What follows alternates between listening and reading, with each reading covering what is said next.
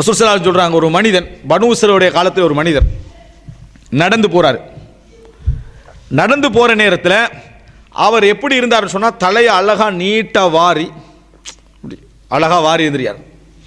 Dress அப்படி ஒரு அழகான ட்ரெஸ், அந்த ட்ரெஸ்ஸை போட்டுக்கண்டு அவர் நடந்த நட வந்து பெருமையான ஒரு நடை.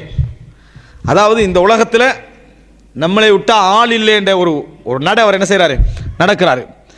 அந்த தற்பெருமை இறைவனுக்கு பிடிக்காமல் அவனை பூமி விழுங்கியதுன்றாங்க ரசூல் ஸல்லல்லாஹு அலைஹி வஸல்லம். எந்த அளவுக்கு என்று சொன்னால், மறுமை வரைக்கும் அவன் உள்வாங்கப்பட்டு கொண்டே இருப்பான் ரசூல் ஸல்லல்லாஹு அலைஹி வஸல்லம்.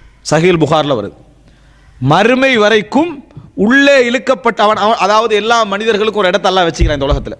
அந்த நிலையோட அவன் நின்றுவான், அது கீழே அது என்ன செய்யாது, போகாது. ஆனால் பூமியுடைய அடித்தட்டு எதிர்க்குதோ அது வரைக்கும் உள்வாங்கப்பட்டு கொண்டே இருப்பான் ரசூலுல்லாஹி ஸல்லல்லாஹு அலைஹி வஸல்லம் சொன்னாங்க. புகாரியில் வரக்கூடிய செய்தி. அவன் செஞ்சது எதுவுமே இல்லை, தற்பெருமை. ஆனால் தற்பெருமை அவனுக்கு 100% இருந்திருக்கு. அவனுடைய ட்ரெஸ் ரசூலுல்லாஹ் சொல்கிறதேண்டா, அவனுடைய ட்ரெஸ்ஸும் அவனுடைய முடியுடைய அழகும் அவனுடைய நடையும். இந்த மாதிரியான ஒரு நிலையின் காரணமாக அவனுடைய உள்ளத்தில், அதாவது முஜபும் பினஃப்ஸிஹி, தன்னை பற்றி ஒரு பெரிய ஒரு தற்பெருமையோடு அவன் நடக்கிறான். அந்த நடையால் அல்லாஹ் என்ன செய்தான், அவனை இப்படி பூமி விழுங்க செய்தான் என்று சொல்லி ரசூலுல்லாஹி ஸல்லல்லாஹு அலைஹி வஸல்லம் அவர்கள் சொல்லக்கூடிய செய்தி நம்ம பார்க்குறோம். அப்போ இன்னொரு ஹதீஸில் வருது என்ன, ஒரு செருப்பு அழகாக இருக்கணும், ஷர்ட் அழகாக இருக்கணும்னா பெருமை இல்லை.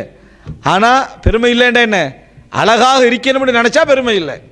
ஆனால் தன்னை விட்டு ஆள் இல்லைன்னு நினச்சான்னு சொன்னால் அது ஒரு பெருமைக்குரிய அடையாளம், அது மிகப்பெரிய ஒரு அழிவை ஏற்படுத்தும் இடத்தை ரசூலுல்லாஹி ஸல்லல்லாஹு அலைஹி வஸல்லம் இந்த ஹதீஸில் என்ன செய்கிறாங்க, சொல்லி காட்டுவதை பார்க்கிறோம். எனவே தற்பெருமை ஒரு மிக மோசமான ஒரு விளைவை நமக்கு ஏற்படுத்தும் என்பது என்னூடாக நம்ம என்ன செய்கிறோம், பார்க்கிறோம்.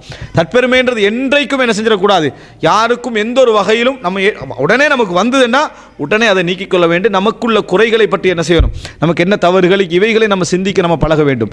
இவ்வளோ பெரிய அழிவை அதை ஏற்படுத்தக்கூடிய ஒரு அம்சமாக அந்த ஹதீஸ் என்ன செய்கிறது, சொல்கிறது.